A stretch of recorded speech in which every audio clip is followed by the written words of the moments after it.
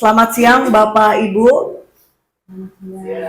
Ya, yang sama-sama kita hormati Ibu Purwitasari selaku Kepala Sekolah SDN Sukapura 5 Pagi, yang sama-sama kita hormati Bapak Nonetsi Wibowo selaku Wakil Kepala Sekolah, serta teman-teman Bapak Ibu Guru SDN Sukapura 5 Pagi.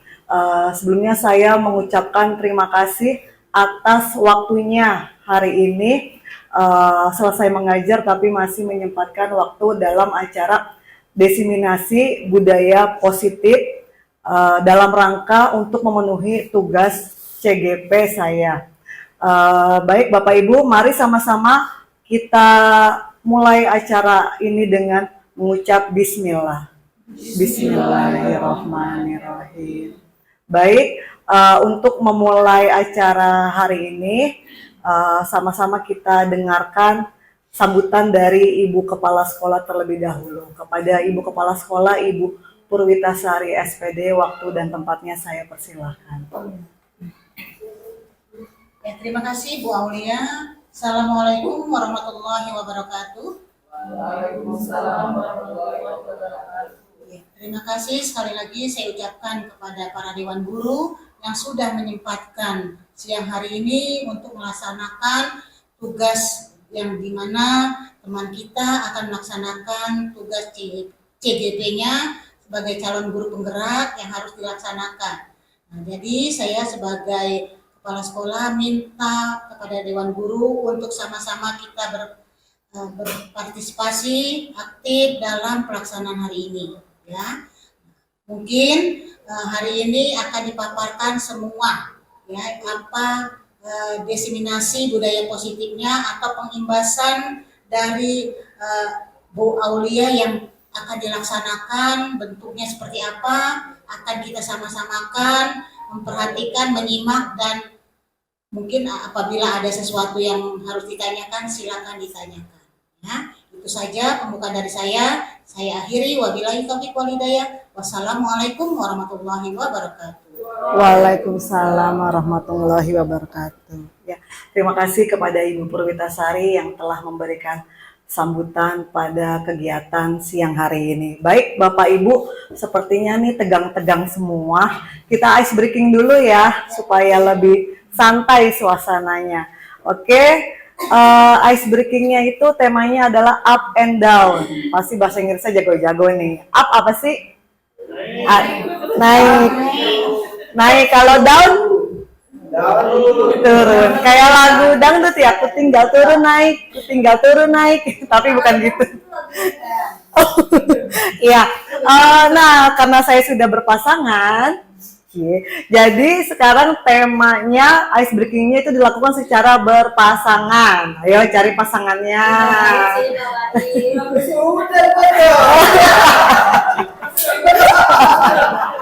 Ya, berhadap-hadapan ya, berhadap-hadapan, ya, berhadap-hadapan ya.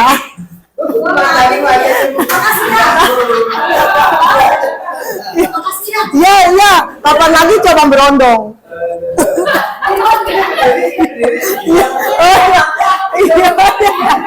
Ya udah, ada yang berunduh, ada yang alhamdulillah, ada yang astagfirullahaladzim berarti. Ya, silakan Bapak Ibu kepalkan tangannya, dua-duanya kanan kiri. Oke, contohnya saya berpasangan sama Bu Purwitasari ya. Jadi ada yang di bawah, Ibu di sini Bu. Nah, ini Ibu maaf. Ya, ya. Nah, seperti ini ya Bapak Ibu. Ya. Ya, setelah ya, ini kalau zaman dulu mainnya apa namanya ya? Pongpong balap. Pongpong balap, iya. Tapi sekarang lebih keren lagi ya, lebih canggih lagi, namanya up and down. Aturan permainannya adalah ketika ada instruksi up. Nah, up berarti tangan yang di paling bawah harus ke atas, up.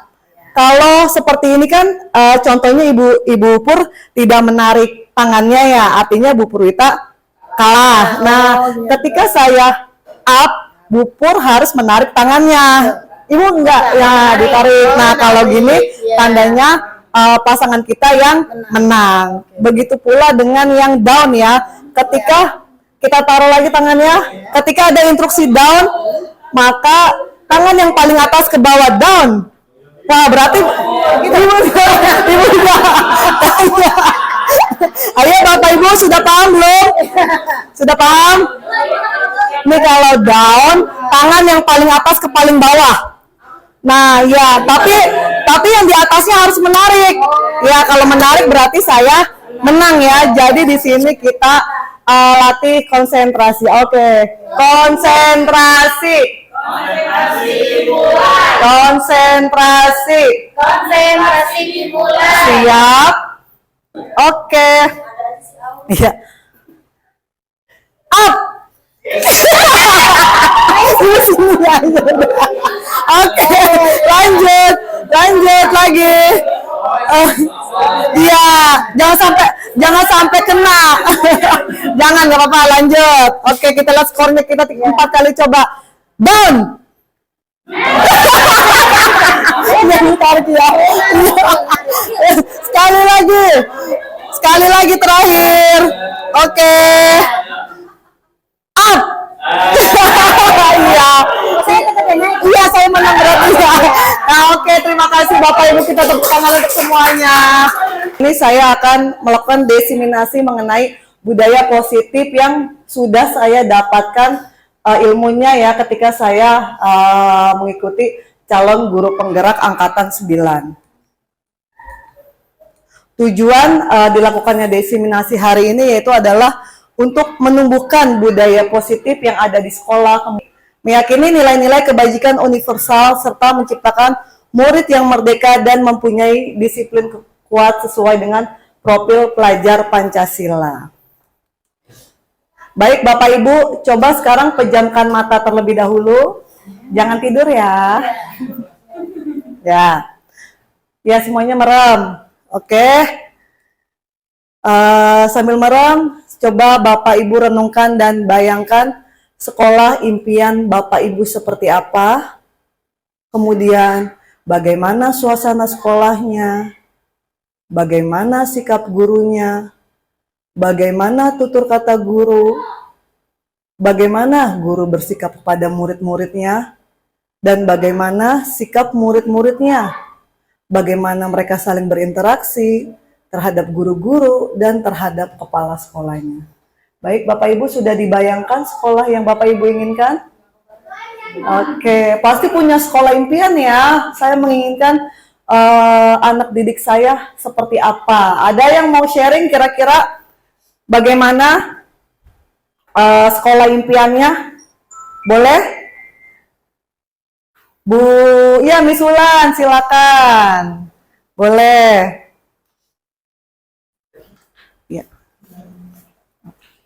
Ya, bismillahirrahmanirrahim. Assalamualaikum warahmatullahi wabarakatuh. Waalaikumsalam warahmatullahi wabarakatuh. Ya, izinkan saya Tri Wulandari untuk berbagi informasi seputar instruksi yang tadi Ibu Aulia bagikan. Impian sekolah saya adalah sekolah yang ramah anak. Sekolah yang ramah anak dan sekolah yang berbahagia juga menyenangkan. Karena jika sekolah itu sudah ramah anak, maka menurut saya pendidikan itu akan terselenggara dan lebih maksimal hasilnya. Betul ya Bapak Ibu? Betul. Kalau kita sudah bahagia, kita melakukan apapun senang ya. Betul. Gitu. Artinya kebahagiaan itu bisa kita transfer ke anak, sekaligus ilmu itu lebih efektif. Gitu. Ya. Terima kasih. Wassalamualaikum warahmatullahi wabarakatuh. Waalaikumsalam warahmatullahi wabarakatuh. Oke, terima kasih Miss Ulan. Kita beri tepuk hebat dulu untuk Miss Ulan. Miss Ulan hebat. Iya. Tentunya Bapak Ibu mempunyai impian ya, sekolah yang dicita-citakan, yang diinginkan itu seperti apa? Sekolah yang ramah anak, sekolah yang mementingkan kebutuhan murid. Refleksikan ya, apakah sebagai guru kita sudah menciptakan budaya positif di lingkungan sekolah kita? Kira-kira sudah belum? Sudah, ya. Contohnya seperti apa kalau sudah budaya positif yang ada di sekolah? 5S, ya betul. 5S ketika di depan gerbang kita sudah membiasakan yang menyapa siswa, salim. Kemudian ada lagi? Kira-kira budaya positif yang sudah ada di lingkungan sekolah? Ya, betul, menjaga kebersihan. Ada lagi kira-kira Bapak Ibu? Oke, menjaga kebersihan, melakukan 5S merupakan salah satu contoh budaya positif di sekolah ya. Tentunya ketika kita memimpikan sekolah yang kita cita-citakan, kita harus merefleksikan ya bagaimana lingkungannya, yaitu anak-anaknya, gurunya, kemudian kepala sekolahnya, apakah sudah menerapkan budaya positif di lingkungannya sekolah atau belum ya, sehingga tercipta suasana sekolah yang nyaman, aman, dan sesuai dengan yang tadi Miss Ulan bilang, sekolah yang bahagia ya. Kalau kita sudah bahagia, otomatis pembelajaran berjalan dengan lancar, anak juga menyenangkan ya untuk berangkat ke sekolah. Jadi ke sekolah itu bukan atas paksaan, tapi atas kemauan dirinya sendiri, karena wah kayaknya kalau libur tuh nggak enak, maunya sekolah aja. Ya, Bapak Ibu, budaya positif yang akan saya sampaikan pada kesempatan kali ini adalah yang pertama, disiplin positif dan nilai-nilai kebajikan universal. Kemudian, teori motivasi, hukuman, dan penghargaan restitusi. Yang ketiga adalah keyakinan kelas, kemudian kebutuhan dasar manusia dan dunia berkualitas, 5 posisi kontrol, dan segitiga restitusi. Disiplin positif dan nilai-nilai kebajikan universal. Nah, sekarang secara berpasangan lagi ya Bapak Ibu. Sudah dapat pasangannya? Oke, 2 orang ya. Ada yang menjadi si A dan ada yang menjadi si B. Oke.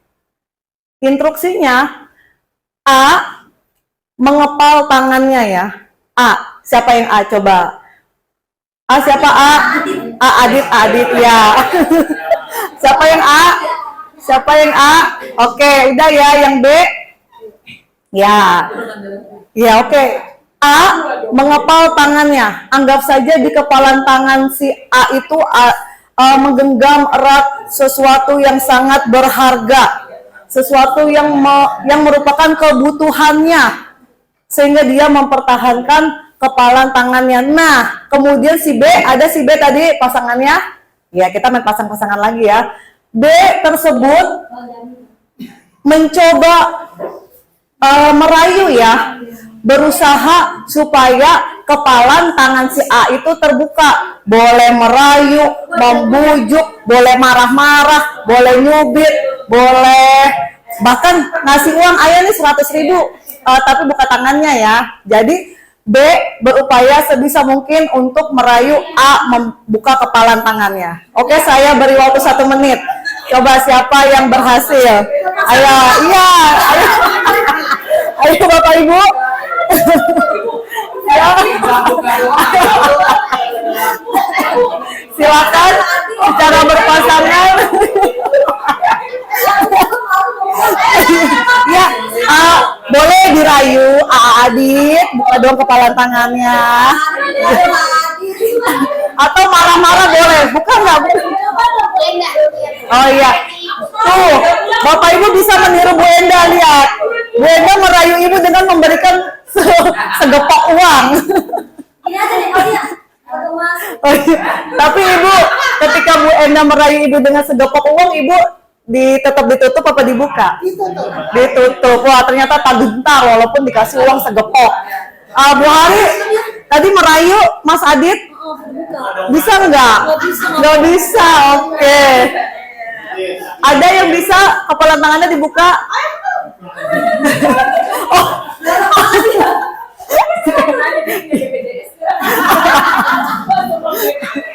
Ya, Bapak Ibu, ya udah coba.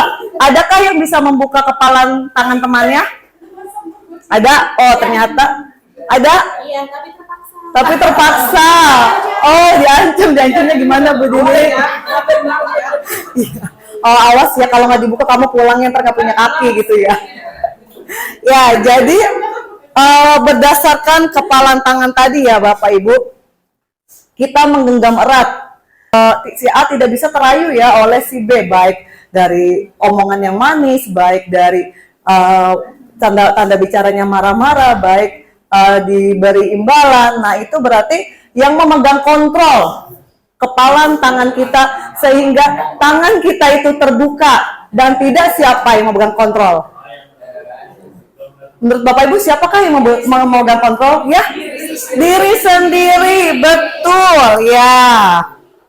Karena kita sendirilah yang memegang kontrol atas kepalan tangan kita ya. Apakah kita membuka atau menutup kepalan tangan kita? Itu tergantung pada diri kita masing-masing, sesuai dengan kebutuhan dasar kita saat itu. Jadi kembali lagi ke kebutuhan dasar kita saat itu. Karena apakah manusia mempunyai kebutuhan dasar? Punya pastinya. Contohnya kebutuhan apa? Makan pasti. Kasih sayang, betul, makan. Iya, kasih sayang.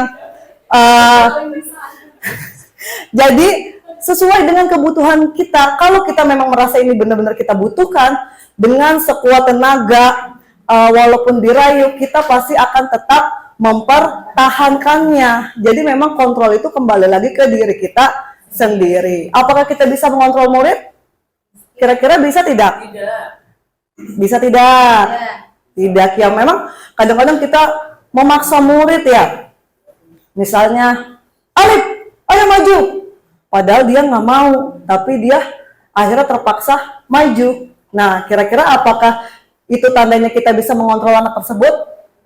Tidak ya, karena itu melalui unsur paksaan. Jadinya anaknya terpaksa, jadinya maju ya. Sehingga dia mengizinkan dirinya untuk dikontrol oleh gurunya. Nah, ternyata itu kembali lagi ke kontrol dirinya sendiri, karena hidup itu adalah sebuah pilihan. Ini adalah miskonsepsi tentang teori kontrol ya. Ilusi guru mengontrol murid. Nah, tadi yang sesuai contoh tadi ya, bahwa sesungguhnya murid itu tidak bisa dikontrol oleh guru, tapi dia itu mengizinkan dirinya sendiri untuk dikontrol. Baik itu karena paksaan ataupun karena imbalan. Imbalan misalnya, saya harus membantu Bu Aulia biar saya dibilang rajin. Berarti itu bukan atas unsur dirinya sendiri kan, karena atas imbalan ataupun paksaan. Kemudian ilusi bahwa semua penguatan positif, efektif dan bermanfaat. Ternyata tidak semua penguatan positif ya itu bisa efektif dan bermanfaat dalam jangka kurun waktu tertentu. Bahkan anak tersebut tidak akan melakukan jika tidak disuruh oleh gurunya ya. Jadi mau jika dipinta oleh gurunya. Kemudian ada ilusi bahwa kritik dan membuat rasa bersalah mampu menguatkan karakter. Nah, ternyata itu salah ya. Kemudian ilusi bahwa orang dewasa berhak memaksa. Nah, apalagi orang dewasa, kalau di sini dewasanya adalah guru ya.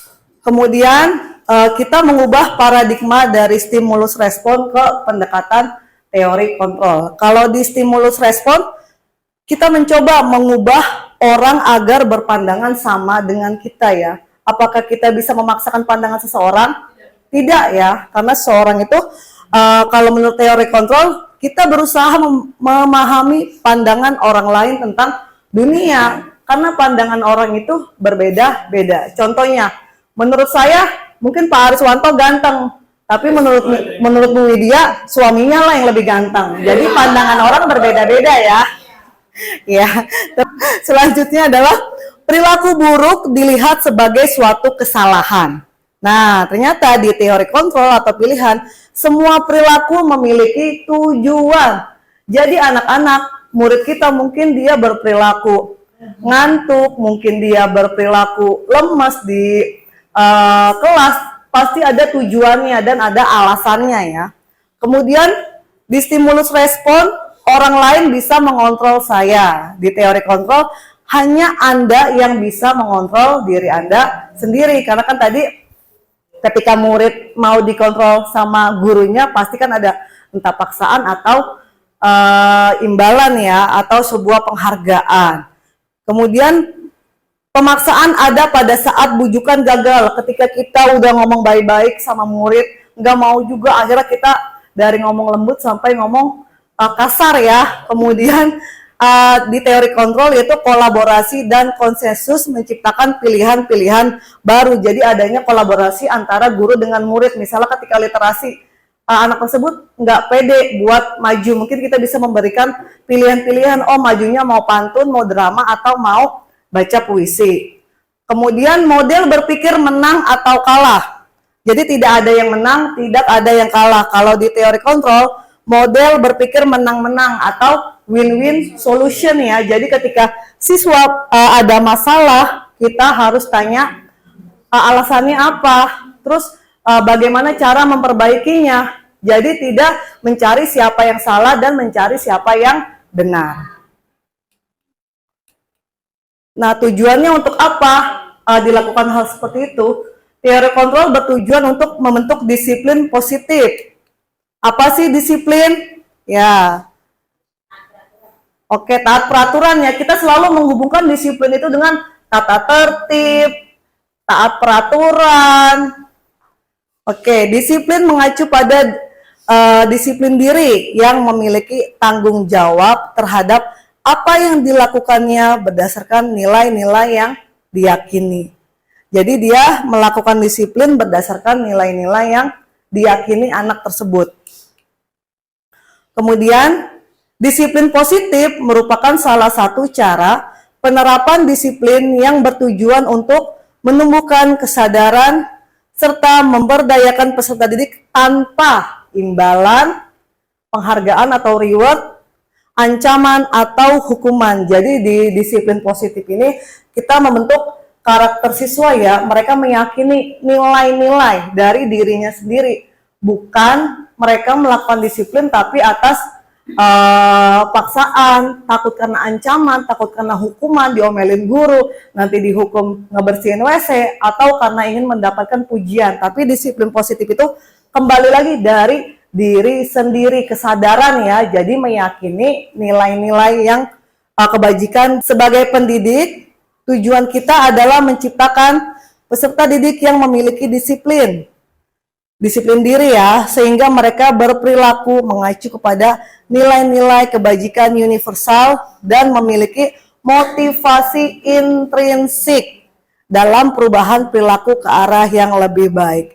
Motivasi intrinsik berarti asalnya dari mana? Dari dalam diri sendiri ya, bukan tadi berasal dari ancaman, penghargaan atau reward, hukuman. Jadi asalnya dari motivasi intrinsik. Kemudian apa sih tadi nilai-nilai kebajikan universal? Nah, menurut Dr. William Glasser, teori kontrol bahwa nilai-nilai kebajikan adalah sifat-sifat positif manusia yang merupakan tujuan mulia yang ingin dicapai setiap individu. Nilai-nilai tersebut bersifat universal ya, lintas bahasa, suku, budaya, bangsa.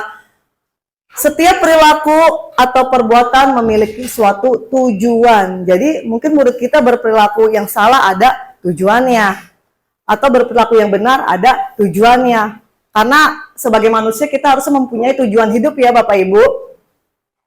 Kemudian menurut Diana Gosen, dengan mengaitkan nilai-nilai kebajikan yang diyakini seseorang, maka motivasi intrinsik akan terbangun sehingga menggerakkan motivasi dari dalam untuk dapat mencapai tujuan mulia yang diinginkan. Jadi kalau kita mau menerapkan disiplin positif, motivasi intrinsiknya yang kita kembangkan ya, dengan meyakini nilai-nilai kebajikan universal. Bapak Ibu kira-kira ada yang tahu nggak nilai-nilai kebajikan itu contohnya apa ya? Beribadah.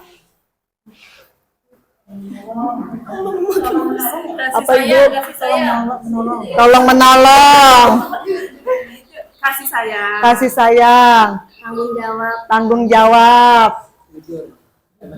Jujur, iya, jujur. Terima kasih Bapak Ibu. Nah, ini adalah contoh nilai-nilai kebajikan institusi atau organisasi. Kalau kita biasanya profil pelajar Pancasila ya. Nah, itu merupakan nilai-nilai kebajikan. Kalau lagunya gimana? Coba Bapak Ibu ada yang bisa nyanyi? Yang profil pelajar Pancasila lagunya. Dan bertakwa bertakwa pada Tuhan, binatang global, gotong royong mandiri, kreatif dan bernalar kritis. Oke, itu nilai-nilai kebajikan di profil pelajar Pancasila. Ada lagi contoh yang lainnya yaitu dari Ibu Primary Years program ada toleransi, rasa hormat, integrasi, mandiri, menghargai, antusias, empati, keingintahuan, kreativitas, kerjasama, percaya diri, dan komitmen. Kemudian ada lagi keterampilan hidup atau life skill. Ada dapat dipercaya, lurus hati, pendengar yang aktif, tidak merendahkan orang lain, dan memberikan yang terbaik dari diri. Jadi ini contoh-contoh nilai kebajikan institusi atau organisasi ya Bapak Ibu. Kita biasanya yang profil pelajar Pancasila ya. Oke, tadi disiplin ada hubungannya dengan disiplin positif dengan motivasi intrinsik ya. Motivasi yang asalnya dari dalam diri. Oke, nah ternyata teori motivasi perilaku manusia ya. Motivasi itu apa sih artinya? Dorongan ya, dorongan untuk melakukan sesuatu. Nah, ternyata dorongan untuk melakukan sesuatu itu dibagi menjadi dua, yaitu motivasi eksternal dan motivasi internal. Kalau eksternal berarti asalnya dari mana?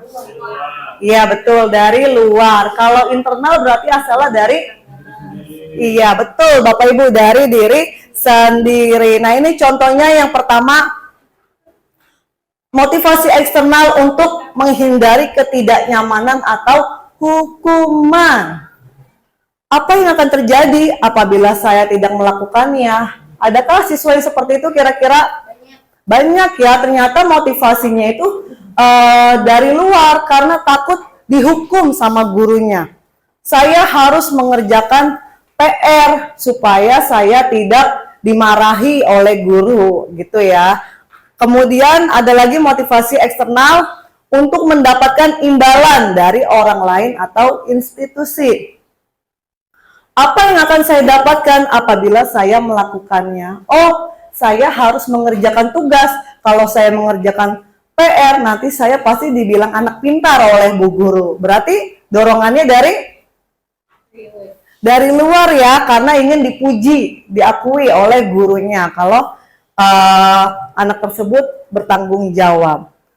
Kemudian yang terakhir adalah motivasi internal. Nah, motivasi internal ini merupakan tujuan dari disiplin positif, yaitu asalnya dari diri sendiri. Untuk menghargai dirinya sendiri. Saya akan menjadi orang yang seperti apa? Saya akan menjadi orang yang seperti apabila saya melakukannya. Contohnya, supaya saya paham, saya harus mengerjakan tugas dengan baik.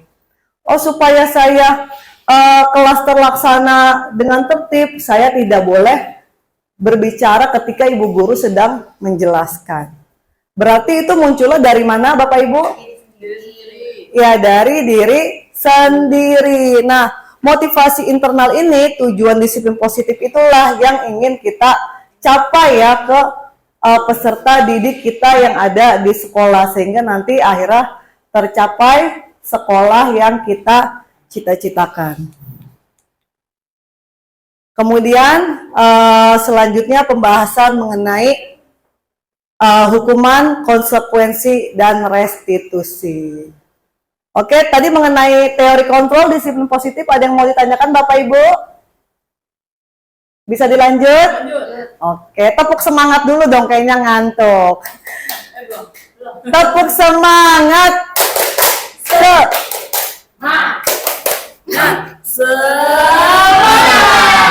Alhamdulillah, terima kasih ya Bapak Ibu masih semangat. Selanjutnya yaitu adalah hukuman, konsekuensi, dan restitusi. Sebelum kita lanjut, ada yang bisa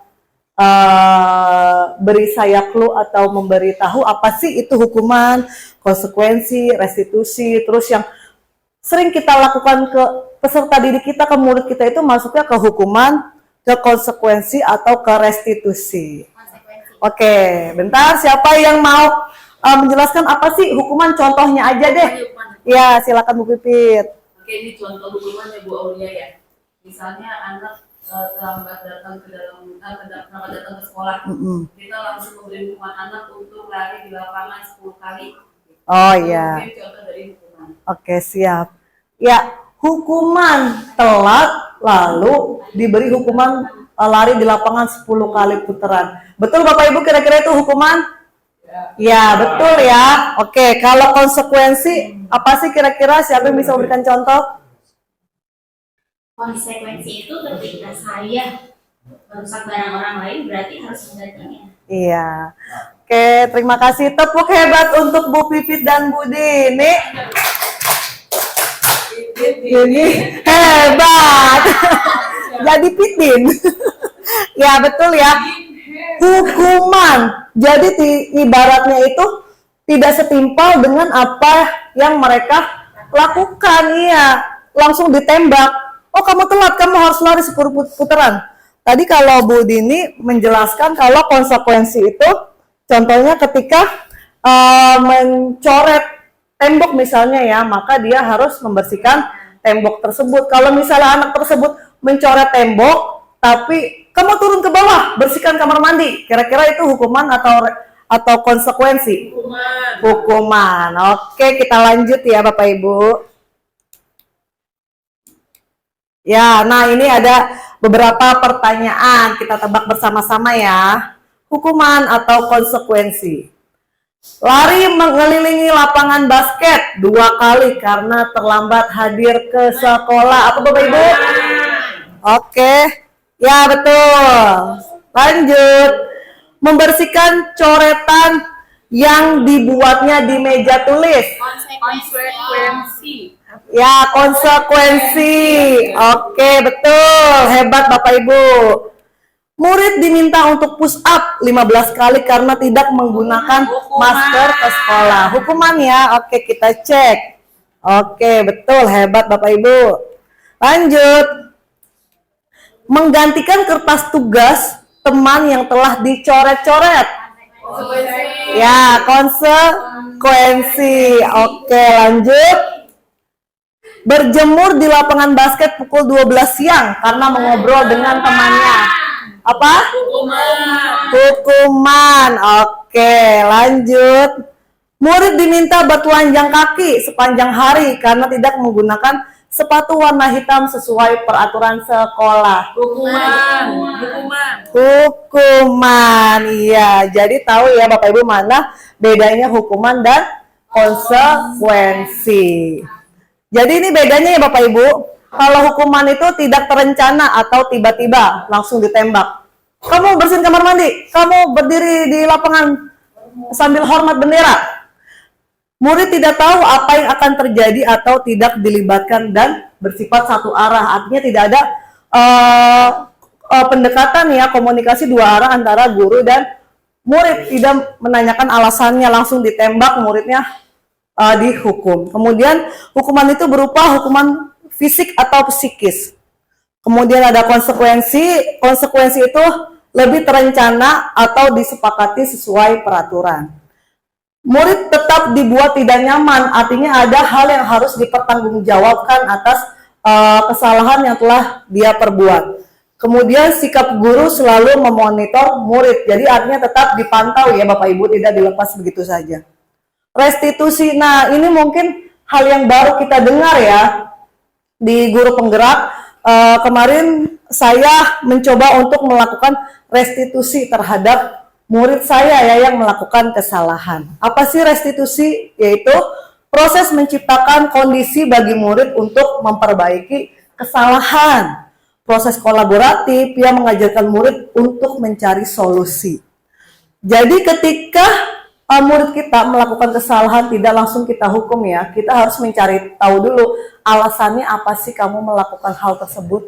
Setelah kita mengetahui alasannya apa, baru nanti kita sama-sama mencari solusi bagaimana untuk memperbaiki kesalahan yang telah dilakukannya agar timbul yang tadi ya, teori kontrol atau pilihan, yaitu win-win solution.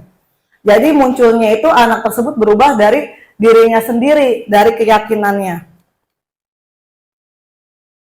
Nah, ini kita lanjut ke kebutuhan dasar manusia yang tadi berhubungan dengan ketika kita melakukan aktivitas, yaitu mengepalkan tangan. Oke. Apakah manusia punya kebutuhan dasar? Punya, tentu. Kira-kira kita jadi Bapak Ibu guru, tujuannya untuk apa? Memenuhi kebutuhan dasar. Iya, kebutuhan dasarnya apa kira-kira Bapak Ibu? Kebutuhan hidup, sandang, pangan. Iya, betul. Papan, untuk kebutuhan hidup ya. Nah, kebutuhan dasar manusia adalah segala sesuatu yang kita lakukan untuk mendapatkan apa yang kita inginkan. Seluruh tindakan yang kita lakukan memiliki tujuan. Jadi ada tujuannya ya Bapak Ibu. Dan semua usaha terbaik yang kita lakukan adalah dalam rangka agar kebutuhan dasar kita terpenuhi dengan baik. Jadi dari tujuan tersebut, agar kebutuhan dasar kita itu dapat terpenuhi dengan baik.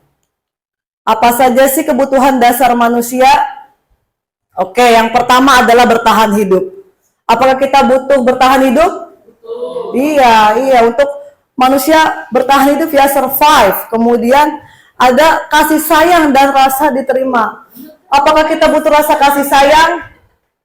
Perlu, karena kalau kita tidak merasa disayangi, diterima, pasti galau ya, sedih Bapak Ibu. Iya. Jadi menurut saya kasih sayang itu sangat kita butuhkan ya sebagai manusia biasa.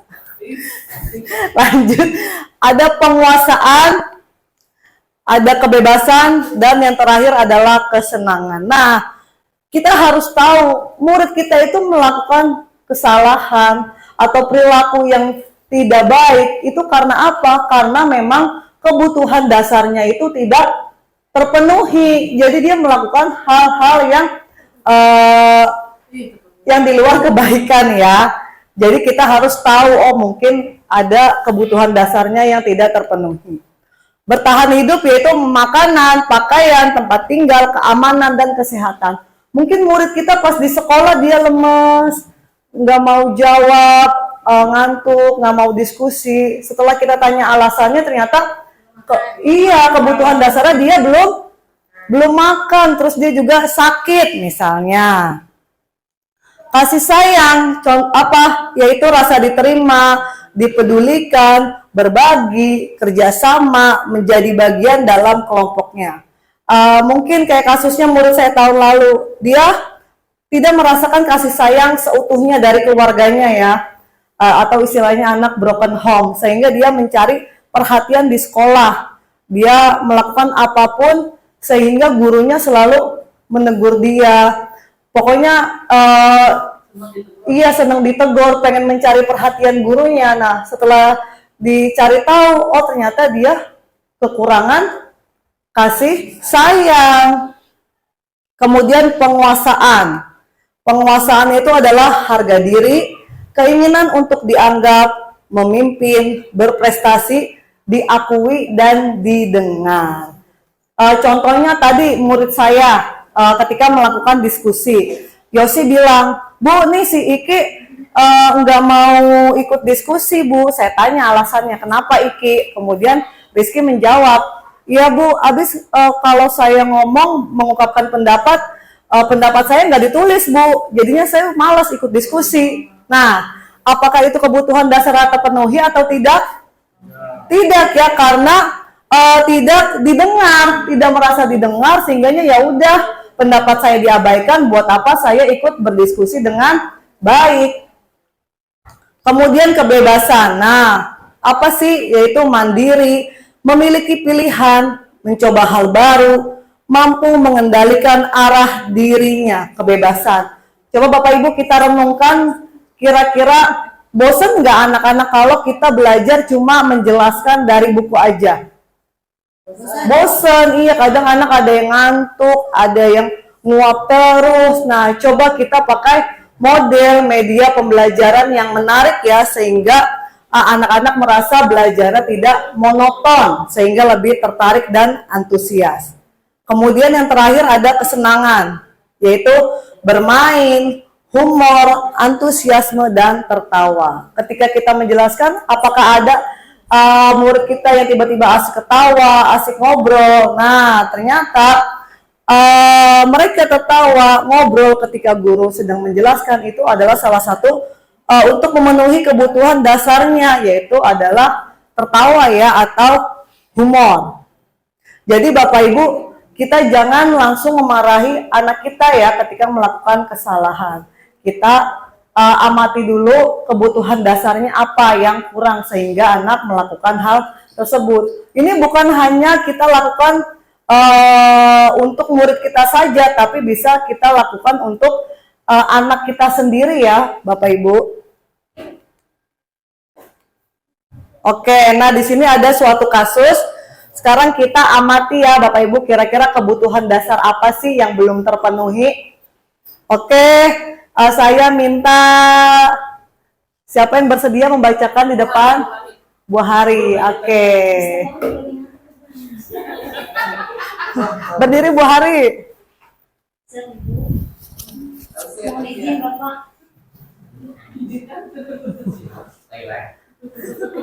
Meli seorang anak kelas 3 SD, begitu tiba di rumah sepulang dari sekolah, menangis dan mengadu kepada ibunya bahwa dia benci pada ibu Rani, gurunya.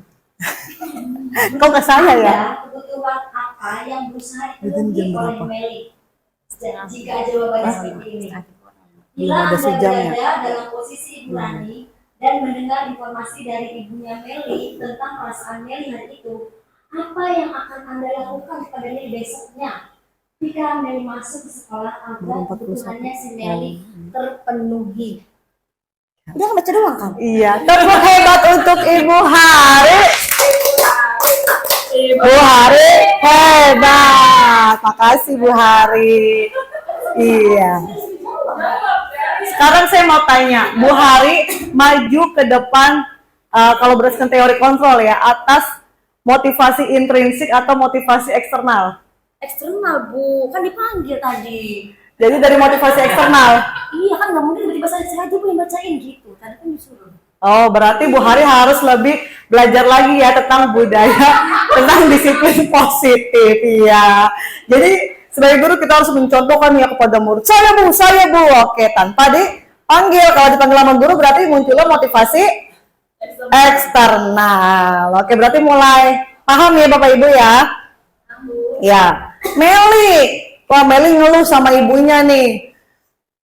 Kira-kira kebutuhan dasar apa sih yang tidak didapatkan si Meli sehingga akhirnya nggak mau belajar lagi ke sekolah? Oke, alhamdulillah Bu Dini mau menjawab. Ini internal. Iya, tertanya. Enggak, ini kebutuhan kan ya? Iya. Kebutuhan yang sedang berusaha dipenuhi. Iya, betul. Jawab motivasi internal. Iya, berarti kan bapaknya ya. Iya. Kalau tadi eksternal, berarti ini saya internal. Oke. Sadar diri. Iya.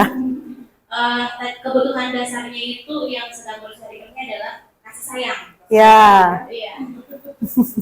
Kasih sayang. Betul, kasih sayang. Berarti Meli kurang kasih sayang ya. Lanjut, ada lagi kira-kira kebutuhannya yang belum terpenuhi apa? Oh, bulan, boleh, bulan. Ya, kalau tadi jawaban dari Ibu Dini kasih sayang ya.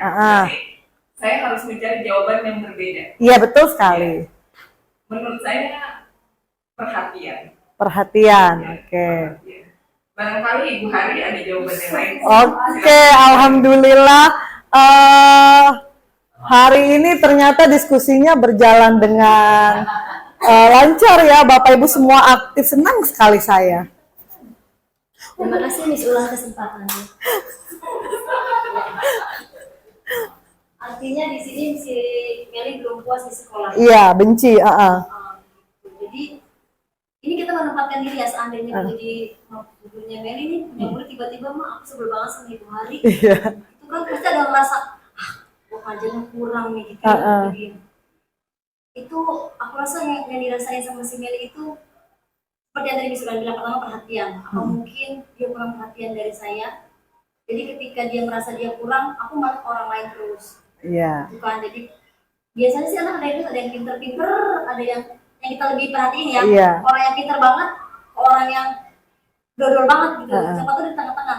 Oh iya. Gitu. Jadi dia kurang perhatian. Terus sampai besoknya yang saya lakukan adalah ketika ada telepon dari mamanya ya, berarti gue nggak perhatiin dia, besoknya kita perhatiin aja. Iya, betul. Jadi kalau tanyain kamu butuh apa dari guru, Iya. kenapa sih guru ngajarin ke kamu? Iya. Jawabannya berbeda. Kalau jawabannya sama, perhatian kan berbeda. Bedanya tuh lebih panjang jawabannya. Oh iya, siap. Ya, terima kasih untuk semua yang menjawab, sudah benar semuanya ya. Jadi memang ketika ada kasus sama murid kita harus mengetahui kebutuhan dasar apa yang belum terpenuhi.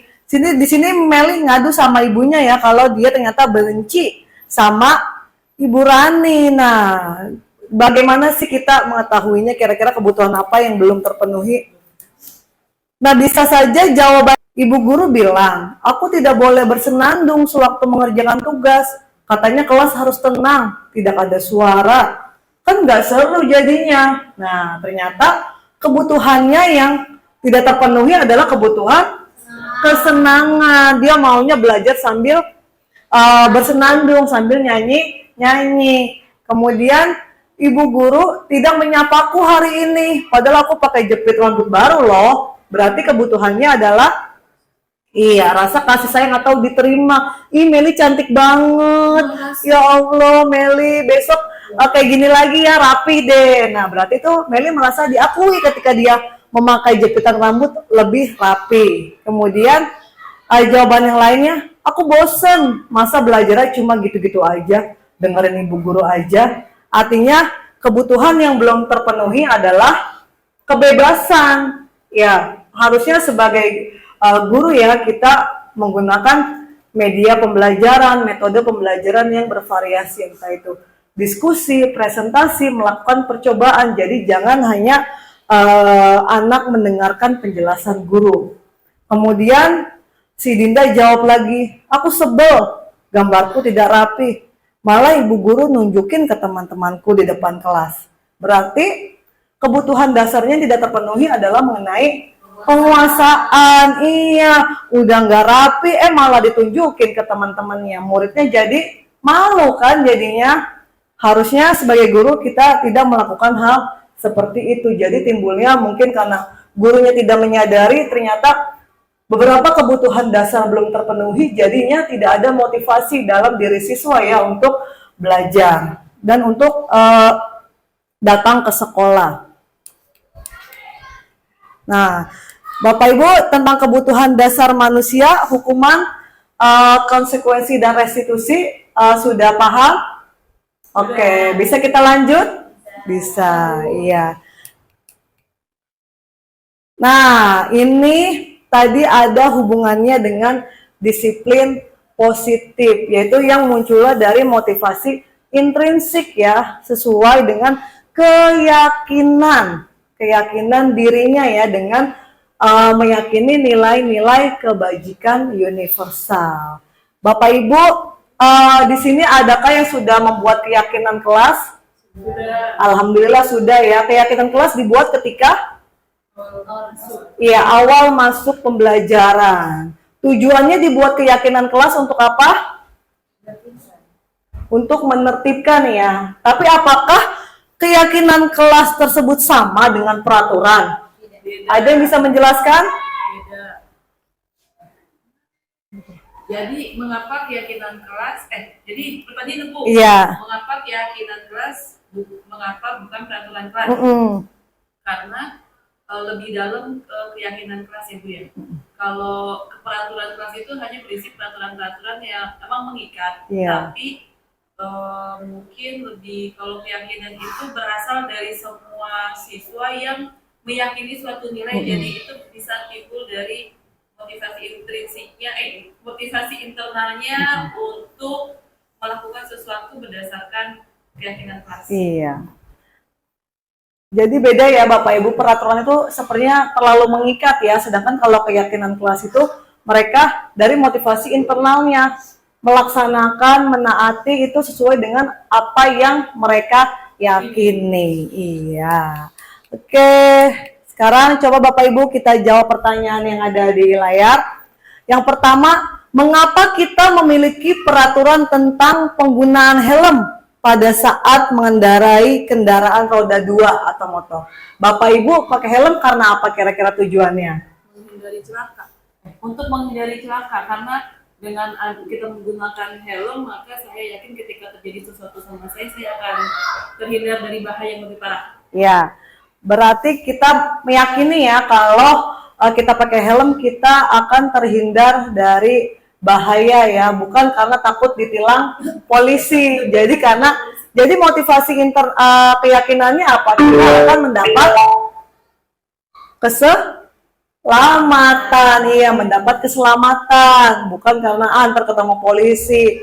Ada nggak Bapak Ibu guru yang masih ada polisi nggak di sana? Ya, nggak bawa helm. Nah, ya, berarti itu motivasi eksternal.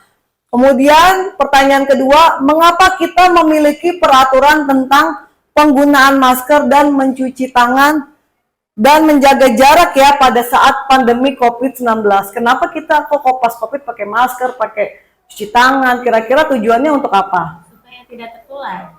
Ya, supaya tidak tertular, artinya untuk menjaga kesehatan ya. Jadi kita meyakini, oh kalau saya pakai masker nanti saya insya Allah tidak akan tertular COVID. Kalau saya cuci tangan dan berjaga jarak, insya Allah saya akan sehat. Jadi di sini meyakini tentang kesehatan. Jadi secara tidak langsung, oh sudah biasa cuci tangan, sudah biasa pakai masker ya Bapak Ibu.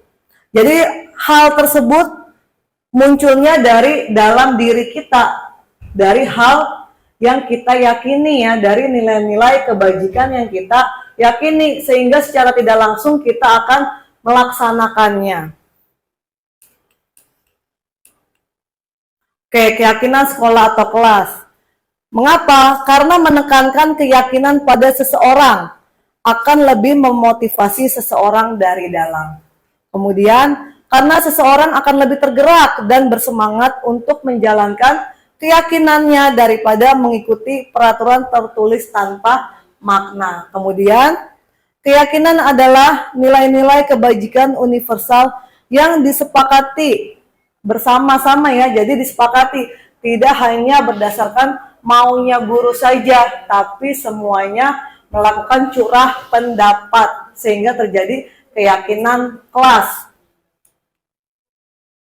Kemudian bagaimana sih prosedur pembentukannya? Ya, yang pertama tentunya mempersilakan warga sekolah ya atau murid-murid untuk melakukan curah pendapat. Kira-kira mau melakukan peraturannya seperti apa nih disepakati di sekolah atau di kelas. Kemudian anak-anak diberi post-it ya untuk menuliskan maunya kelasnya itu seperti apa. Misalnya contohnya dilarang berlari di kelas, kemudian dilarang berisik pada saat jam pelajaran. Selanjutnya adalah murid setelah menuliskan ditempel ya Bapak Ibu, ditempel ke papan tulis atau boleh menggunakan kertas plano atau kertas karton. Setelah menempelkan, nah langkah selanjutnya adalah kita mengubah kalimat negatif menjadi kalimat positif, artinya lawan katanya ya. Misalnya kalau anak menuliskan dilarang berlari di kelas, berarti kita ubah jadi kalimat positifnya apa? Berjalan apa? Tertib. Ya udah tertib aja. Ya, berjalan dengan tertib ya. Jadi kalau dilarang kan masih kalimat negatif ya, kita ubah jadi berjalan di kelas atau berjalan di sekolah. Misalnya dilarang ngobrol saat guru sedang menjelaskan, positifnya apa kira-kira? Fokus ketika guru menjelaskan. Apa? Oke, fokus ketika guru sedang menjelaskan. Alhamdulillah. Jadi tahu ya Bapak Ibu, ketika anak menuliskan kalimat negatif, kita ubah ke dalam bentuk positif. Nah, setelah itu tinjau kembali ya curah pendapat yang sudah dicatat. Mungkin pernyataannya masih tertulis seperti sebuah peraturan. Setelah itu kita mencari nilai kebajikannya ya, yaitu atau keyakinan yang dituju. Biasanya kan anak-anak dari 32 siswa itu kata-katanya ada yang sama ya Bapak Ibu. Jadi kita harus mencari dari kata-kata yang sama, kita cari nilainya apa, sehingga terbentuk keyakinan. Nah misalnya ini ada contoh, misalnya anak menuliskan berjalan di kelas, dengarkan guru, datang tepat waktu, berada di bawah satu payung, yaitu keyakinan untuk saling menghormati atau nilai kebajikan hormat. Jadi dari beberapa kata tersebut kita gabung jadi satu, yaitu nilai keyakinannya adalah saling menghormati atau nilai kebajikannya adalah hormat. Keyakinan inilah yang dimasukkan ke dalam daftar untuk disepakati. Kemudian setelah beberapa peraturan telah disatukan menjadi beberapa keyakinan, maka jumlah butir pernyataan keyakinan akan berkurang. Nah, sebaiknya keyakinan berkisar antara 3 sampai 7 saja ya Bapak Ibu, jangan banyak-banyak supaya mudah diingat oleh murid kita. Keyakinan kelas mana sih kira-kira yang perlu ditingkatkan? Jadi dari 32 siswa menuliskan berbagai kata-kata, kita ubah ke kalimat positif, kemudian dari beberapa kata tersebut kita gabungkan menjadi satu keyakinan atau nilai kebajikan. Kemudian kita akhirnya ada 3 sampai 7 ya. Setelah itu baru anak-anak dan guru meninjau ulang. Setelah meninjau ulang, kemudian anak-anak menandatangani ya. Menandatangani artinya oh inilah keyakinan kelas yang sudah kita buat bersama-sama. Setelah ditandatangani bisa ditempelkan di tempat yang anak-anak bisa melihat semuanya ya. Jadi nanti di sini juga kita akan melakukan praktek ya Bapak Ibu, membuat keyakinan kelas supaya Bapak Ibu bisa mempraktekkan ke peserta didiknya. Nah ini ada contoh keyakinan kelas 1. Kelas 1 lebih detail ya, setiap anggota kelas dijelaskan. Setiap anggota kelas perlu belajar, perlu senang, melakukan tugas, saling menghargai, merasa senang. Ini ada keyakinan kelas 5. Contohnya selalu bersikap positif. Kalau selalu bersikap positif, misalnya contohnya apa ya dari kata-kata keyakinan murid-murid kira-kira yang bisa terlihat? Sopan santun. Sopan santun. Ya betul, sopan santun. Disiplin. Disiplin, ya betul. Senantiasa menjadi diri terbaik. Kemudian percaya dan menghormati orang lain serta barang miliknya. Berkomitmen terhadap setiap tugas, senantiasa membantu. Jadi kita tahu ya Bapak Ibu, dari keyakinan kelas yang telah dibuat itu memayungi setiap tindakan-tindakan. Berjalan di kelas. Berarti kalau berjalan di kelas, kalau dari keyakinan kelas 5 kita bisa ambil poin yang mana? Kalau misalnya anak kan nulisnya dilarang berlari di kelas, kan diubah jadi kalimat positif, berjalan di kelas atau berjalan di sekolah. Berarti dari keyakinan kelas 5 memayungi kata-kata yang mana Bapak Ibu? Positif ya, oke. Tidak berkelahi dengan teman atau saling menghormati berarti positifnya ya. Berarti sudah melakukan keyakinan yang iya, percaya dan menghormati orang lain ya. Jadi dari kegiatan tersebut, dari keyakinan kelas tersebut ada beberapa hal. Nah, nanti setelah membuat keyakinan kelas itu ditinjau lagi Bapak Ibu selama seminggu kemudian, mana yang sudah tampak, mana yang belum tampak ya, apakah sudah terlihat atau belum. Kemudian kita juga nanti meninjau ulangnya dengan mengetahui terlihatkah, terdengarnya seperti apa ya Bapak Ibu. Jadi memang keyakinan kelas itu harus kita tinjau setelah kita membuat keyakinan kelas seminggu kemudian. Nah, keyakinan kelas kita lanjut ke 5 posisi kontrol guru. Ternyata kita sebagai seorang guru itu memiliki 5 posisi kontrol. Coba kita simak ya Bapak Ibu, kira-kira kita itu yang mana sih selama ini? Yang pertama ada penghukum, kemudian ada teman, ada pembuat merasa bersalah, pemantau, dan manajer. Dari program guru penggerak, dari kelima posisi kontrol guru ini, posisi manajer lah yang paling disarankan ya kita sebagai guru. Oke, ini ada kasus, contohnya siswa tidak memakai atribut lengkap saat upacara bendera.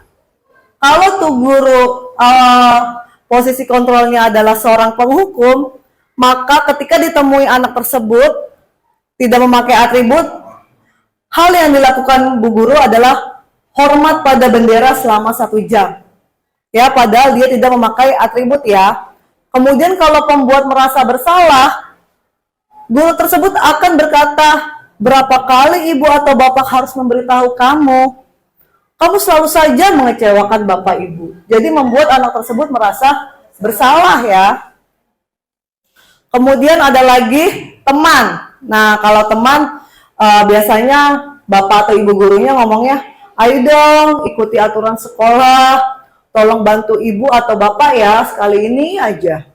Ya sudah, tidak apa-apa, lain kali jangan sampai berbuat seperti ini lagi ya.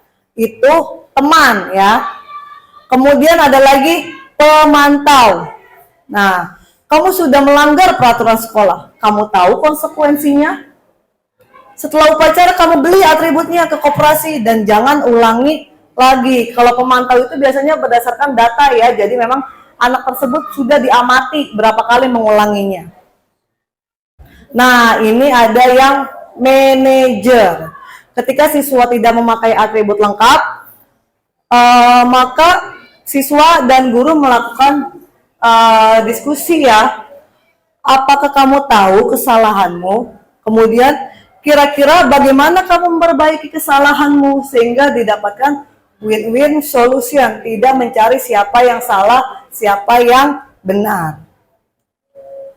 Nah, Bapak Ibu, kita amati dulu ya video tentang 5 posisi kontrol guru agar Bapak Ibu lebih memahami kira-kira saya ini ada di posisi kontrol yang mana.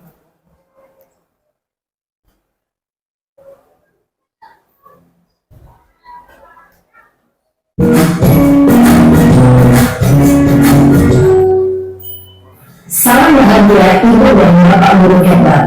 Dalam penerapan disiplin positif restitusi, salah satu program yang dikembangkan adalah 5 posisi kontrol. 5 posisi kontrol dalam restitusi adalah proses perjalanan seorang pendidik agar dapat mengenali dirinya. Pada video kali ini, kita akan membahas tentang 5 posisi kontrol yang dikembangkan oleh Dayan Dosen dan contoh penerapannya.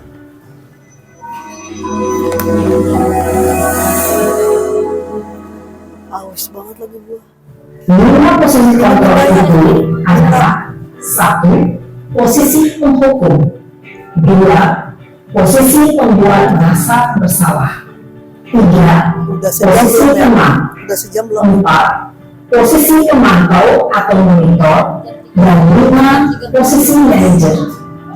Untuk lebih memahami kelima posisi tersebut, mari kita saksikan kasus Narem yang terlambat hadir 20 menit di sekolah dan melihat bagaimana kelima posisi kontrol dalam menghadapi masalah tersebut.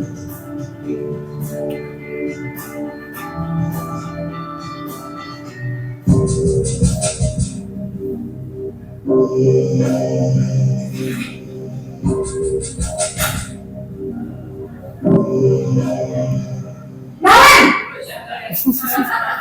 Sini kamu! Selalu terlambat. Kamu deh, pasti terlambat. Maaf Bu, saya Apa? Apa coba? Alasan kamu apa lagi? Kapan sih kamu tidak terlambat? Malas sekali ya kamu jadi anak.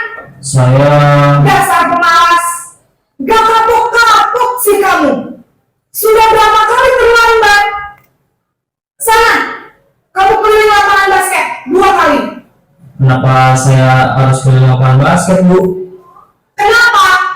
Kamu melawan ibu? Berani-beraninya jawab. Sudah terlambat, masih berani jawab nggak? Sekarang, keliling lapangan basket 5 kali sekalian. Biar kapok. Cepat, Kamu kan pergi sana ke lapangan basket. takutnya nggak kerekam. Posisi pemukul biasanya berbicara dengan nada tinggi, menghardik, menunjuk-nunjuk, menyakiti, dan menyindir. Hukuman bisa berupa fisik maupun psikis. Ibu dan bapak guru hebat. Dampak yang terjadi pada murid ketika guru berada pada posisi pemukul adalah murid cenderung akan memberontak, bahkan menyimpan dendam.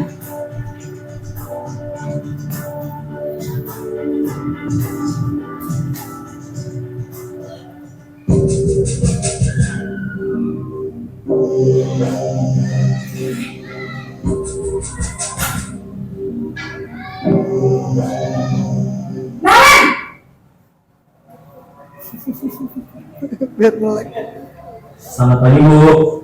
Naren, kamu kenapa terlambat lagi, nak? Ya Tuhan, Naren, kamu senang ya bikin ibu susah ya? Kalau kamu terlambat lagi, nanti ibu yang ditegur bapak kepala sekolah, nak. Disangka ibu tidak bisa membina kamu. Duh, gimana ini? Maaf, Bu. Duh, Gusti Naren, kamu suka ya kalau ibu ditegur bapak kepala sekolah? Terus, sekarang ibu harus tulis apa ini di buku absen? Ini kamu sudah sering terlambat loh. Ibu harus apa coba? Maaf, Bu. Maaf sekali. Ya sudah, lain kali jangan bikin ibu susah lagi ya nak ya. Ibu tidak akan kuat lagi kalau kamu gini terus. Bisa jantungan kalau ibu tegur bapak kepala sekolah. Sana cepat ke kelas. Maaf ya, Bu. Maaf sekali. Posisi pembuat rasa bersalah berbicara dengan nada tenang, cenderung lembut, namun kata-kata yang diutarakan membuat murid merasa menjadi orang yang gagal, memandang buruk dirinya sendiri, merasa tidak berharga, dan tidak sanggup membahagiakan orang lain. Ketika guru mengambil posisi pembuat rasa bersalah, murid akan menganggap dirinya yang bersalah dan ia akan menyimpan emosi negatif tersebut di dalam dirinya.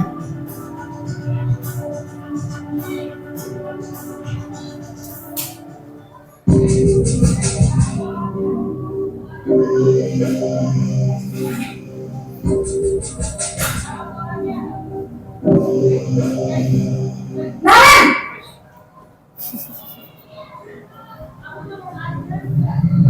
Selamat pagi, Bu. wah sudah jam berapa ini nak? Terlambat lagi ya sayang. Iya, Bu. Habis ibu saya udah membangunkan saya, Bu. Kamu malah menyalahkan ibu kamu. Kamu bukannya anak yang larinya paling kencang. Kok terlambat sih? Iya, Bu. Saya memang terlambat bangun tadi. Jadi biarpun saya lari kencang, tetap gak kekejar, Bu. Ya sudah sana, nanti lain kali larinya lebih kencang lagi ya. Biar gak terlambat lagi. Bikin seneng ibu, demi ibu. Bisa kan? Bisa lah, Bu. Ya sudah sana masuk kelas. Ibu beresin urusan absen kamu. Kamu ini ada-ada saja. Dalam posisi teman, guru berbicara dengan nada suara ramah, akrab, cenderung bersenda gurau untuk menjaga suasana tetap santai. Murid akan merasa senang, aman, dan akrab dengan guru. Identitas yang tercipta adalah identitas sukses atau berhasil. Namun, perlu diingat, karena ini masih dorongan eksternal, maka ada faktor ketergantungan dari murid kepada orang tertentu. Di sini, guru absennya, sehingga di lain waktu, murid bisa berperilaku baik, namun hanya kepada orang-orang tertentu saja.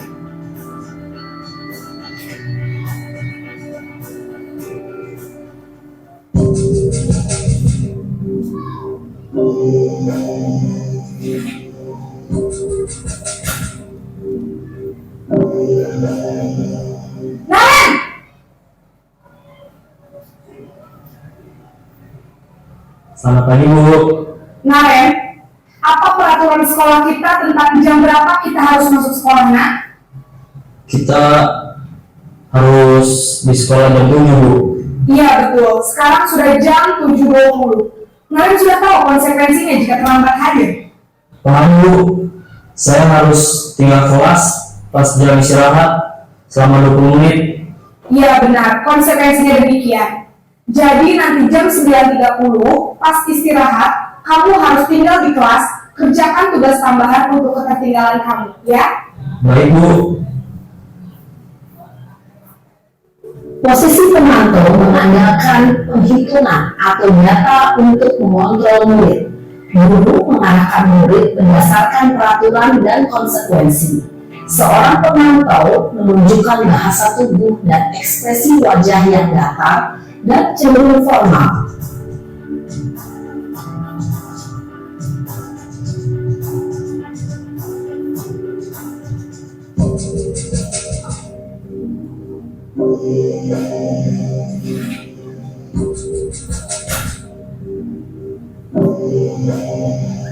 Naren!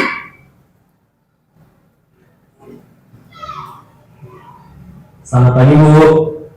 Selamat pagi Naren. Maaf Bu, saya terlambat. Iya, sekolah masuknya jam 7, sekarang sudah jam 7.20. Jadi sekarang bagaimana ini Naren? Maaf Bu, saya lupa alarm saya semalam.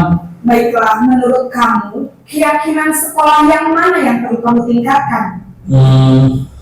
Menghargai diri sendiri dan orang lain mungkin ya Bu. Setuju. Jadi, apakah Naren meyakini prinsip saling menghormati tersebut? Iya Bu, saya meyakininya. Apakah Naren bersedia memperbaiki masalah keterlambatan ini? Bersedia Bu. Bagaimana kamu akan perbaiki masalah keterlambatan ini?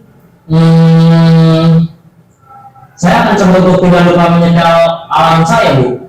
Baik, kalau Naren lupa menyetel alarm di rumah, ada orang yang kira-kira bisa bantu mengingatkan tidak? Ada Bu, karena saya Kak Emma. Ada lagi selain Kak Emma? Selain Kak Emma, ada ibu saya. Baik, jadi yang mengingatkan Naren adalah Kak Emma dan ibu kamu ya? Kira-kira akan mulai set alarm kapan nih Naren? Setelah pulang sekolah, akan segera saya lakukan. Baik, jadi Naren akan setel alarm untuk bangun besok pagi dan akan diingatkan oleh kakak dan ibu dan Naren ya? Ada lagi yang mungkin perlu dilakukan Naren? Agar tidak terlambat bangun lagi. Tidak ada Bu. Baik Naren, terima kasih untuk kerjasama kamu. Sekarang kamu perlu kembali ke kelas untuk belajar. Baik Bu, terima kasih. Posisi manajer adalah posisi kontrol yang disarankan untuk membimbing murid memiliki sikap disiplin yang positif, yaitu murid yang mandiri, bertanggung jawab, dan dapat memecahkan masalah. Tujuan dari posisi ini adalah agar murid dapat berefleksi atas tindakannya. Guru akan dengan terus memberikan pertanyaan-pertanyaan bermakna, sehingga membuat murid dapat belajar dari kesalahannya dan mencari sebuah solusi untuk menyelesaikannya. Ibu dan Bapak guru hebat, setelah mengamati adegan kelima posisi kontrol tadi, kira-kira posisi mana yang paling ideal? Posisi mana yang dapat menunjang motivasi intrinsik murid? Ya, tentu posisi manajer. Posisi ini memang posisi ideal yang perlu dituju setiap pendidik. Pada posisi inilah, guru dapat menerapkan disiplin positif dan berpihak pada murid dan memerdekakan murid. Perjalanan seorang pendidik tentunya tidak mudah untuk sampai pada posisi seorang manajer. Namun, tujuan kita pasti, yaitu menciptakan murid-murid yang mandiri, merdeka, dan bertanggung jawab. Semoga penggambaran 5 posisi kontrol yang telah diperlihatkan ini dapat menjadi ajang refleksi bagi kita semua agar dapat terus mengasah dan menerapkan disiplin positif yang memerdekakan murid. Mari terus berlatih dan bersemangat. Selamat menerapkan. Salam yang bahagia, Ibu dan Bapak guru hebat. Baik, Bapak Ibu, berdasarkan video tadi kira-kira posisi kontrol mana yang tepat untuk kita lakukan? Manajer. Ya betul, manajer ya. Jadi manajer itu adalah posisi kontrol seorang guru yang disarankan ya, karena posisi manajer itu munculnya motivasi mana? Internal dari dalam diri siswa ya. Nah, untuk lebih memperkuat pengetahuan kita tentang 5 posisi kontrol, coba Bapak Ibu kita diskusi. Nah, kalau ibu gurunya berkata, saya kecewa sekali dengan kamu, kira-kira apa? Iya, pembuat merasa bersalah. Kamu tidak pernah benar melakukannya. Penghukum ya. Kemudian apa rencanamu untuk menyelesaikan masalah ini? Manajer. Jadi ada rencananya apa ya? Kemudian kamu tidak pernah mendapatkan nilai jika tidak mengerjakan tugas. Pemantau ya, jadi ada datanya. Oke, jadi Bapak Ibu sudah paham ya. Nah, tadi di posisi manajer itu dijelaskan bagaimana solusinya ya, apa alasannya kamu melakukan hal tersebut, terus juga bagaimana memperbaikinya, dan bagaimana keyakinan kelas yang harus ditingkatkan oleh si Naren. Nah, ini ada hubungannya dengan segitiga restitusi, yaitu suatu proses dialog yang dijalankan oleh guru agar dapat menghasilkan murid yang mandiri dan bertanggung jawab. Di dalam segitiga restitusi, yang pertama adalah kita validasi tindakan yang salah ya. Jadi kita tahu anak tersebut pasti punya alasan melakukan kesalahannya. Kemudian menstabilkan identitas bahwa dari kesalahan tersebut setiap orang pasti pernah melakukan kesalahan. Dan kamu bukanlah satu-satunya orang yang melakukan hal tersebut. Kemudian ada menanyakan keyakinan. Nah, dari situ kira-kira keyakinan kelas mana yang tidak sesuai, dan keyakinan kelas mana yang harus diperbaiki, sehingga ada perbaikan dari diri anak sendiri ya, mau melakukan apa agar hal tersebut tidak terulang lagi. Nah, yang menstabilkan identitas yaitu untuk membuat anak yang merasa gagal karena berbuat salah menjadi positif terhadap dirinya. Bisa kita katakan berbuat salah itu hal yang manusiawi, tidak ada manusia yang sempurna. Bapak Ibu juga pernah berbuat hal tersebut ya. Kita pasti bisa menyelesaikan permasalahan ini. Kemudian ada validasi kebutuhan, yaitu kita tahu anak melakukan hal tersebut untuk memenuhi kebutuhan dasarnya. Nah, pada dasarnya setiap tindakan manusia tujuannya adalah memenuhi kebutuhannya. Misalnya guru berbicara, kamu bisa saja melakukan hal yang lebih buruk, tapi kamu tidak melakukannya. Misalnya anak maki-maki temannya, tapi tidak sampai menonjok atau memukul. Kamu pasti punya alasan. Terus apa yang penting bagi kamu? Kemudian ada menanyakan keyakinan ya, yaitu anak melihat kesalahannya dihubungkan dengan norma sosial dan nilai-nilai yang mendasari manusia berinteraksi dengan orang lain. Nah, apa sih keyakinan kelas kita? Apa kelas yang ideal itu seperti apa? Kamu ingin jadi anak seperti apa? Jadi kita mencari solusinya atas permasalahan yang terjadi pada siswa. Nah, ini contoh segitiga restitusi yang sudah saya jalankan di kelas.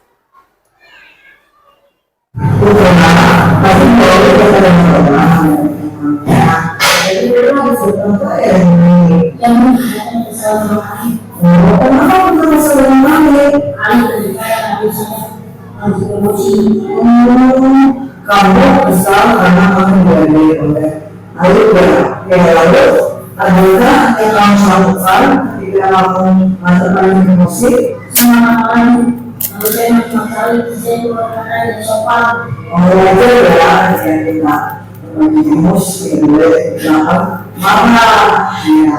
Lalu lama-lama ada hal lain juga lakukan tidak ya, dia memang kesalahan bahwa dia tidak akan menyalahkan siapapun di sini, bahwa dia menghargai apa yang sudah kita lakukan.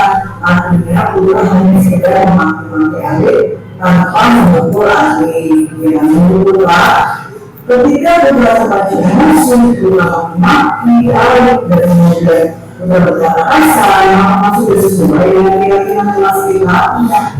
Ya, menurut keyakinan kelas mana tidak sesuai dan berada dengan Tuhan.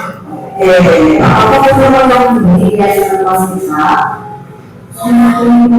Ya, jadi aku teman-teman di kegiatan kelas kita, apa yang telah aku lakukan untuk masalah ini? Ya, kenapa saya akan melakukan dulu. Oke, jadi putra sudah bersama lagi ya. Kira-kira mulai kapan putra akan melakukan hal tersebut? Ya, terima kasih putra atas kerjasamanya. Sekarang putra boleh melanjutkan aktivitas selanjutnya. Terima kasih, Bu. Sama-sama putra.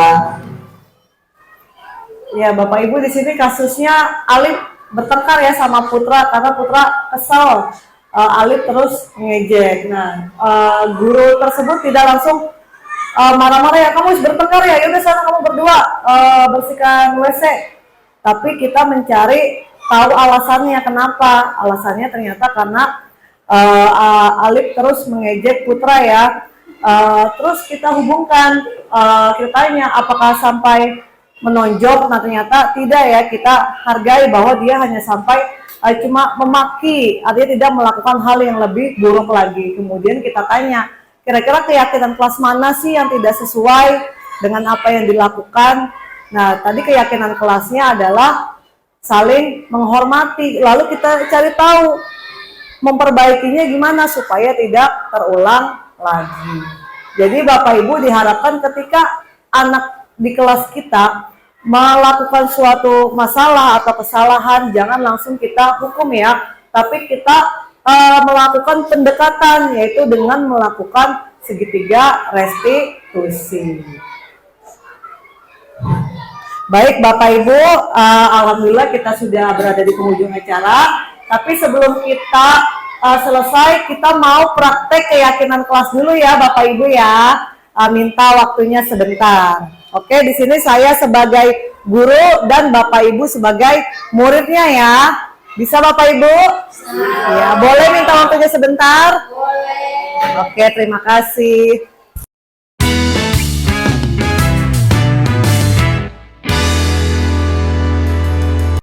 Baik Bapak Ibu, sudah siap ya jadi murid ceritanya ya? Oke. Assalamualaikum warahmatullahi wabarakatuh. Selamat pagi anak-anak hebat. Pagi, yes. Apa kabar semuanya? Baik, luar biasa. Yes. Oke, alhamdulillah kita berjumpa lagi ya pada pagi hari ini. Masih tetap semangat? Masih dong, ya kita sudah memasuki tahun ajaran baru ya. Sekarang kamu sudah duduk di bangku kelas 6. Ya, artinya sudah lebih dewasa ya, sudah tahu mana yang salah, mana yang benar. Ibu harap selama setahun ke depan kita bisa bekerja sama dengan baik ya anak-anak. Oke, bisa dipahami? Oke, alhamdulillah. Baik anak-anak, pada pertemuan kali ini, Ibu Guru dan kalian akan membuat sebuah keyakinan kelas. Keyakinan kelas, ada yang pernah dengar? Belum, iya. Biasanya kita buatnya peraturan ya, peraturan, kesepakatan kelas. Nah sekarang yang kita buat itu adalah keyakinan kelas. Iya, yang nantinya dari keyakinan kelas tersebut akan kamu jalani di sekolah, di kelas, supaya pembelajaran terlaksana dengan baik. Kalau yakin itu artinya apa? Percaya, iya betul. Jadi yang kamu tuangkan untuk kita jalani selama setahun ke depan itu dari diri kamu. Kamu yakin, kamu percaya, sehingga kamu menjalani ya anak-anak. Oke, baik, dari sini ada yang mau tanya? Sudah paham? Ya, Bu Aulia akan membagikan post-it ya. Nah, nanti kamu ambil satu-satu, kamu tulis kira-kira kamu menginginkan kelas kita itu seperti apa sih? Ya, memang isinya berupa peraturan ya. Menurut kamu peraturan di kelas kita itu seperti apa sih? Maunya Setelah menuliskan, nanti kamu tempel ya di papan tulis.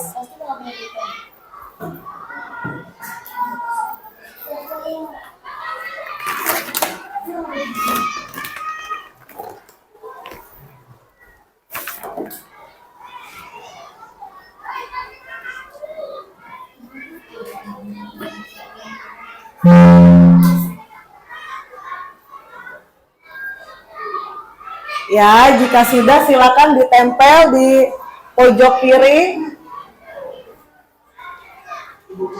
Di sini boleh, di sini. Baru 30 tahun.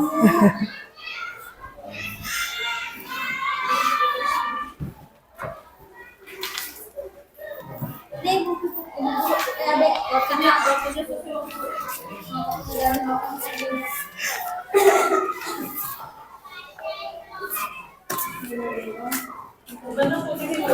Sebelahnya. Nah, iya.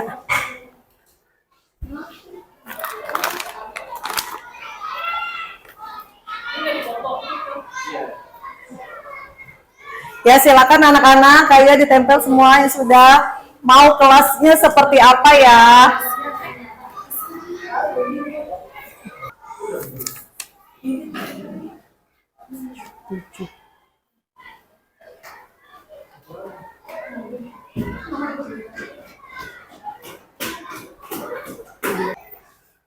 Ya, anak-anak sudah semua menuliskan? Oke, ya, Bu Guru tambahi, Bu Guru tunggu.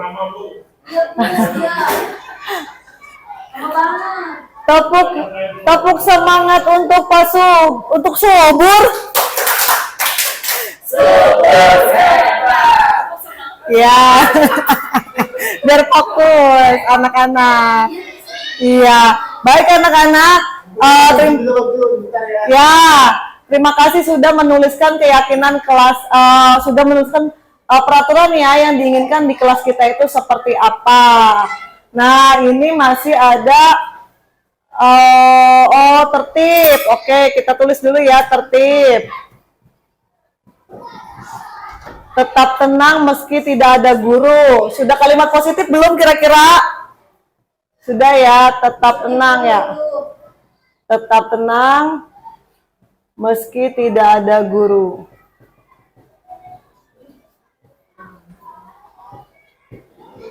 Kemudian bersih dan nyaman.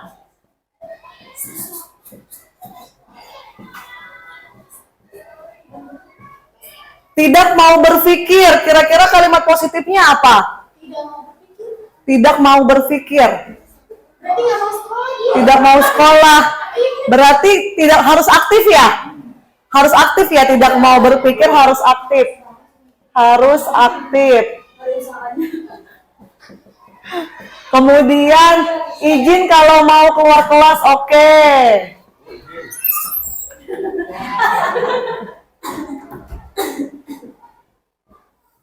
Selanjutnya menghargai orang lain.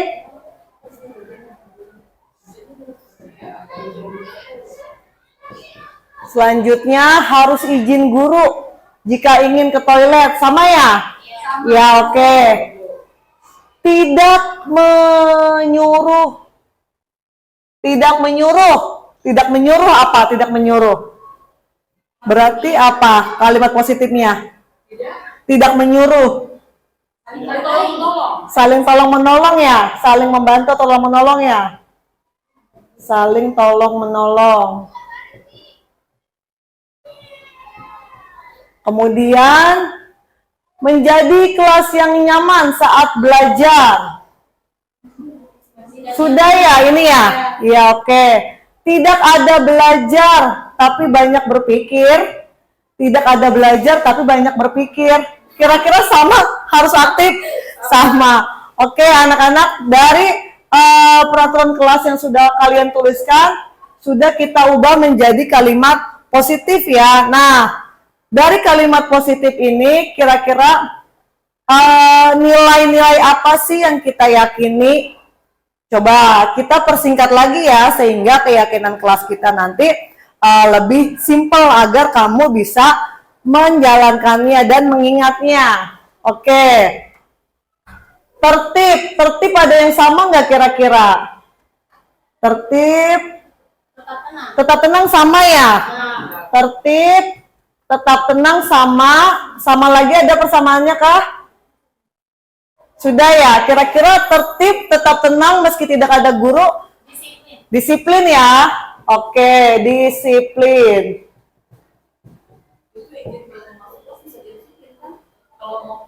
Oh, izin ya, izin berarti masuk ke disiplin juga ya. Lanjut. Ada lagi yang sama? Tidak ya? Tidak. Bersih dan nyaman, kira-kira nilai kebajikannya atau yang kita yakini apa? Menjaga kebersihan. Menjaga kebersihan. Kelas ya. Kemudian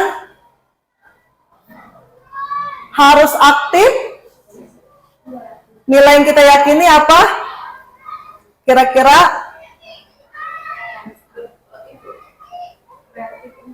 belajar dengan semangat atau semangat dalam belajar ya. Semangat dalam belajar. Oke, selanjutnya saling tolong menolong dan menghargai. Jadi satu aja. oh jadi satu, menghargai orang lain dan saling tolong menolong. Iya, jadi saling menghormati ya. Saling Menghormati dan menghargai. menghormati dan menghargai. Oke, alhamdulillah. Dari keyakinan kelas yang telah kita buat, kita mendapatkan nilai-nilai kebajikan ya, atau keyakinan, yaitu disiplin, menjaga kebersihan kelas, semangat dalam belajar, saling menghormati dan menghargai. Kira-kira apakah anak-anak setuju dengan keyakinan kelas yang telah kita buat? Setuju. Oke, sekarang Bu Guru minta bantuannya untuk menuliskan di kertas karton ini ya. Kemudian setelah dituliskan, kalian tanda tangani. Siapa yang mau bantu Bu Guru? Ayo, ayo Nak Adit ya.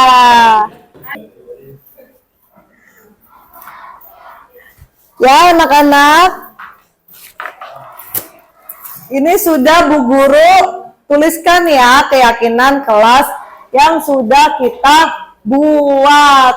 Oke, coba kita tinjau ulang lagi. Kira-kira apakah keyakinannya sudah sesuai?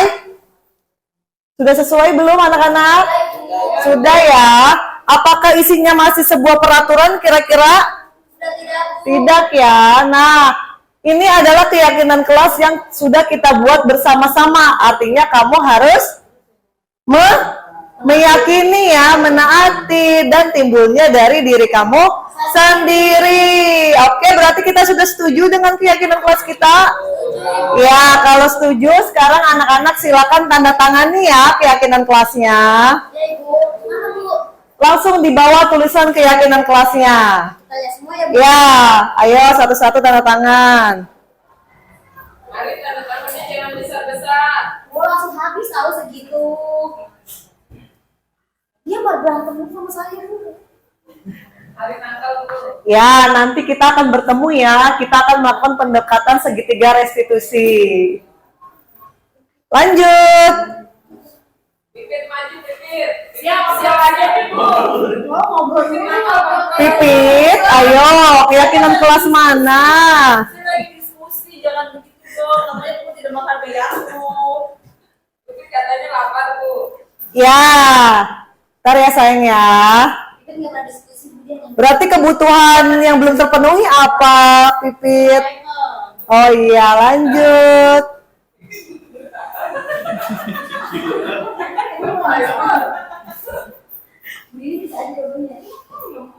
Lanjut, anak-anak cantik ganteng.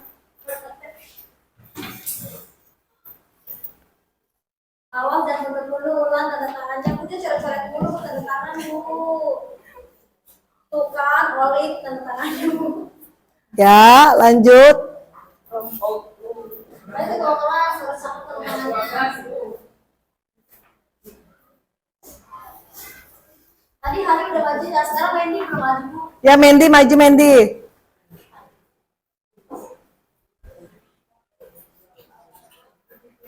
Anto belum, Anto. Iya, Oh iya, Anto dulu baru Mendy. Anto dua kali katanya. Boleh, artinya Anto bener-bener yakin ya. cap jari, cap jari. Cap jari ya. Wendy, Mendy ya. Mendolita. Mendolita. Abis ini Nur ya. Oh ya. Nur. Abis Nur Imas ya. jangan banyak banyak lu tangannya lu. Enggak, segaris doang, saya kan cap jempol. Berarti dia itu.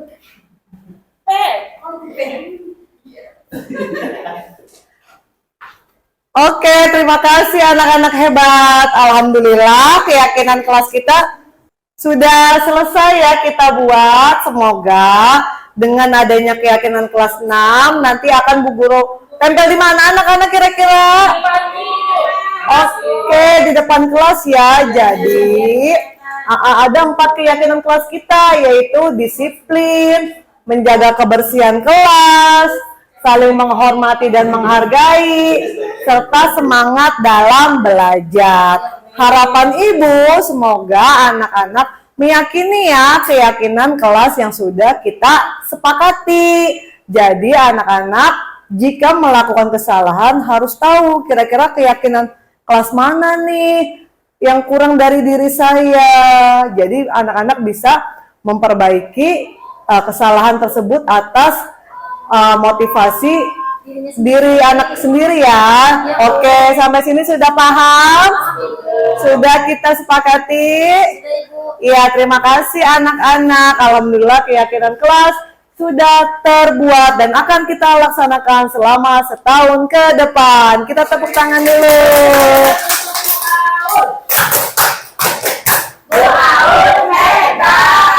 Alhamdulillah, desiminasi hari ini sudah selesai. Terima kasih kepada Bapak Ibu guru hebat yang sangat baik dan sudah meluangkan waktunya untuk kegiatan hari ini. Semoga Allah membalas kebaikan Bapak Ibu semua.